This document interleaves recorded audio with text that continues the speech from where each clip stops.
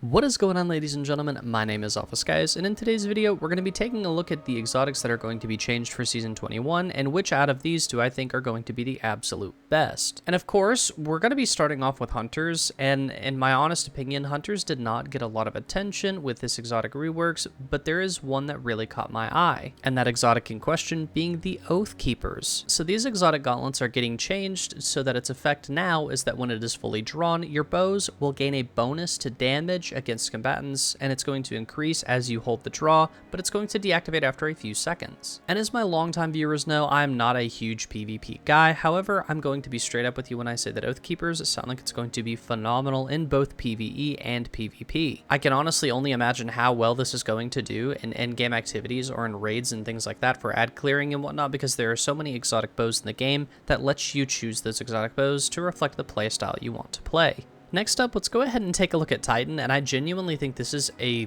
game-changing exotic rework that we're going to be seeing, and that's going to be with their exotic gauntlets, the Second Chance. And the new reworked exotic version of this exotic is going to make it that when you throw your shield and you hit enemies, they are now going to be applied with the Weakens debuff, and it is also going to stun barrier champions with your shield throw, and it's going to outright give you a full melee charge refunded back. I just genuinely think this is going to be a phenomenal exotic for GMs and things like that in the future whenever dealing with any type of endgame content that has barrier champions in it in general, because not only are you going to be breaking their barrier essentially for free, but you're also going to be applying the weakening debuff.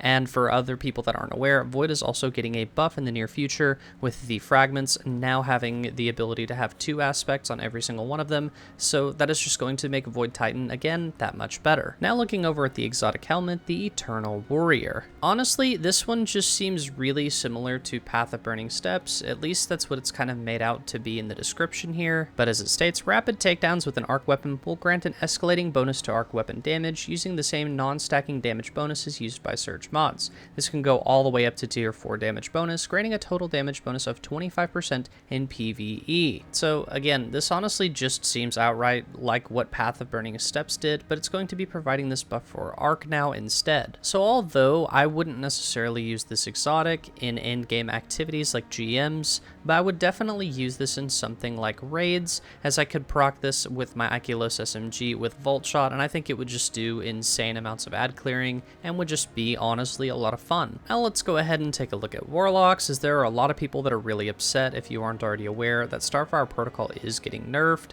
But I think it's perfectly okay because we're going to be seeing some reworked exotics here that I actually think are going to be borderline the best in the entire game. And let's just go ahead and jump straight to it, with it being the Chromatic Fire chest piece. This chest piece will increase the radius and the damage of the explosions created by precision kinetic takedowns, and the explosions also apply a status effect to the targets damaged by it, meaning that depending on whatever subclass you have equipped, it is going to do that damage when it explodes, and now you're going to be getting whatever debuff in addition to those subclasses that is associated with it will be applied to enemies that are hit by the splash. And these are no joke. If you get a headshot with an arc weapon, it will blind the enemies nearby. If you get a headshot kill with a solar, it will apply Scorch. Stasis will apply slows, Void will apply weakening, and Strand will apply Sever. And for those that aren't quite familiar with what Sever does is that an enemy that has this debuff applied to them is going to have all of their damage that they deal to players reduced by 33%.